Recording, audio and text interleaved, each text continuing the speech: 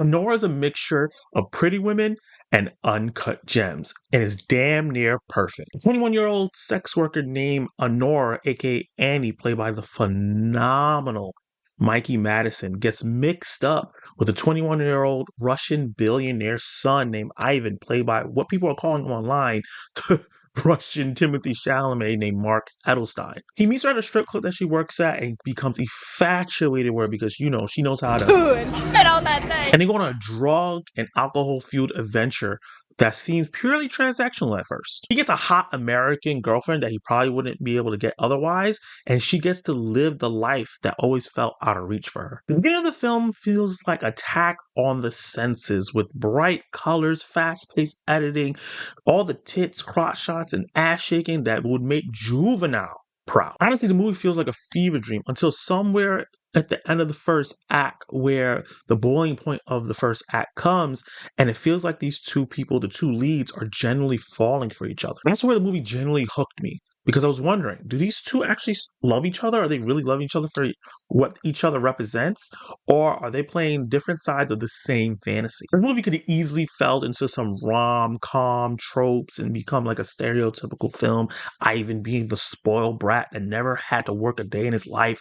Everything was always in his reach. He says, like, I'm always happy because he can buy everything that makes him happy, versus Honora, who's blue collar, works every day, 7 days a week, and in the trenches trying to get her come up.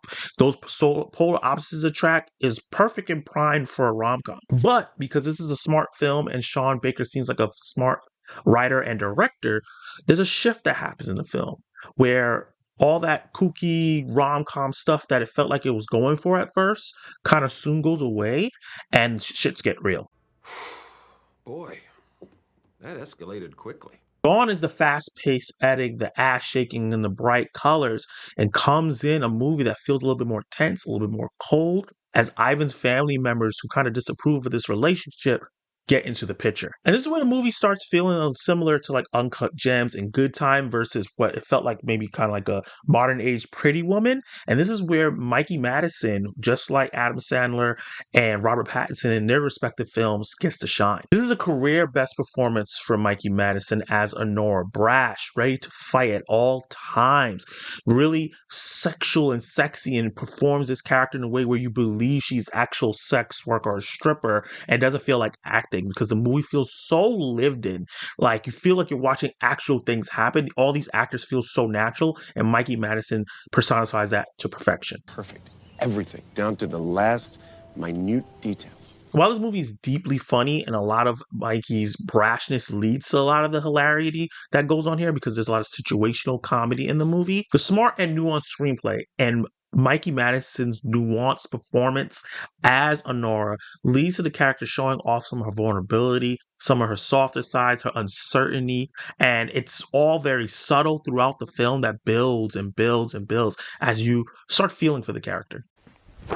Emotional, damn it. The movie sticks with her perspective. You can see how cunning she is, how smart she is, how many times she's kind of been in a similar situation with some of the actions and decisions she makes. But one thing Sean Baker doesn't do, and I heard that he doesn't do in a lot of his films, because he does a lot of films involving sex workers, he never judges her decisions or anyone's decisions really in the film. It kind of just winds up the characters and let them go and make these decisions. And you're watching the chaos ensue. And throughout the movie, you're wondering, does she actually love Ivan, or does she love what he represents? An opportunity for her to reach the American dream, for her to get to another status level out of her kind of Cinderella story. A little bit of that. This feels like a modern stripperella, you could call it, story where she has a lifestyle that's not really that great and she might have found her prince charming. But even by the end of the film, the movie leaves those motivations kind of ambiguous, and I do think that the character itself wasn't sure of themselves, so you as an audience member is just really in her head with her and not too sure of which way she's going, if she actually is in love with this character and this is what she's fighting for, that love, or she's fighting for a better life. And the supporting cast are phenomenal, leaving memorable and iconic performances all on the screen. Every single actor did an amazing job just losing themselves in their roles, being very, very funny, some bringing some emotional depth to the film, which I did not expect. And this really helps with that tonal shift that the movie takes as it becomes more intense, a little bit more violent, a little bit more dangerous, but also a lot funnier. That juxtaposition of these intense moments where the characters really feel in danger, but because of how ridiculous it is, it makes you laugh. I laughed through so many awkward moments in the movie that if it would happen in real life, it wouldn't be funny, but watching it as a viewer, it makes it hilarious because of the way it's positioned. And later into the movie kind of transitions into like a missing person thriller, and some of the most intense moments and the most funny moments happen in that part, but also has some of the weaker moments of the film. Some of the highs that we have in the beginning and the end of the movie, this dulls in comparison because it gets kind of repetitive. It's not boring or anything like that, but it does feel like it's kind of padding out the runtime a little bit because they're not really adding too much to the overall plot of the film or the dialogue or the characterization of the characters. I also felt like for the story that was presented, the 2 hour and 20-minute runtime that this film has was not really warranted. It could have shaved off a few minutes because a lot of it becomes repetitive in the middle of the film. And I think that they could use that time to tighten up the film just a bit, or use that time to add some characterization to Annie or Nora, whichever you want to call her, to really make the ending of the film feel more impactful. The ending of the film is going to be divisive, depending on your taste. The way the movie is set up with how happy and bright and fun it is in the beginning and kind of how somber and intense it gets, it leaves a fork in the road where these characters could have really just had a really great happy ending that let the crowd go have fun with the ending of the movie, or it could left it with a gut punch that could make the crowd feel a little bit somber. I'm not going to tell you where the movie lands on that. You should definitely go see the film and check out yourself. But I remember watching the film and the ending happens and the screen goes black and I go, that's it? After all this, that's it? And I could feel that feeling inside of the crowd.